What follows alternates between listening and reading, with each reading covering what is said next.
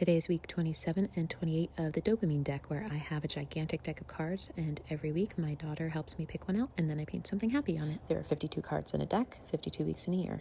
Since last week was the celebratory halfway point of this project, and it coincided with a busy few days of packing and traveling, I had to catch up, and I had the idea to paint 2 cards this week.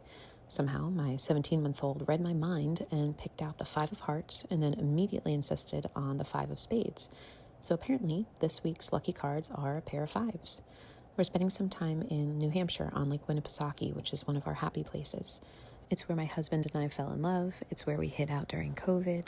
It's where we eloped and eventually celebrated our big wedding. But it's also where I processed a lot of the sadness of my mom's illness and her eventual passing.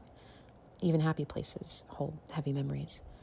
I'm so lucky that throughout my life, I've been able to call so many places home. As I've gotten older, I've realized that home is where my people are and where my memories are.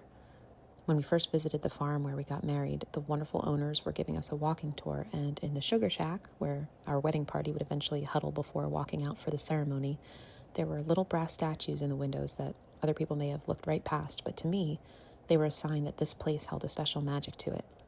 They were 2 little swans, one with its head bent down to the ground and the other with its head looking up to the sky. They were smaller versions of the same brass swans that had been on a shelf in my parents' living room my entire childhood.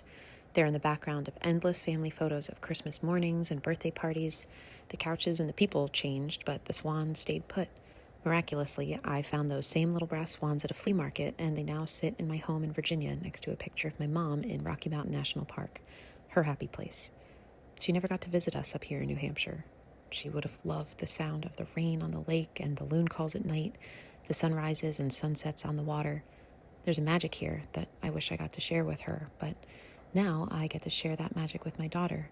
I get to look down at my little girl running with pine cones and wildflowers in her hands and look up at the sky for signs from my mom that she knows I'm in my happy place with my family and with my memories of her. When Dave and I celebrated our big wedding, we, like swans, promised to stick together forever.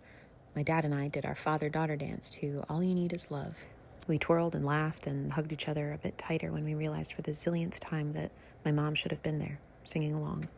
Only a few yards away, those little brass swans sat like mini majestic sentries in the windowsill, watching the party just as they'd watched Christmas mornings from the shelf in our house. There's a lyric in the song that says, "There's nowhere you can be that isn't where you're meant to be." And though it hasn't all been easy, I do feel like I'm where I'm meant to be. And there's a magic in that too.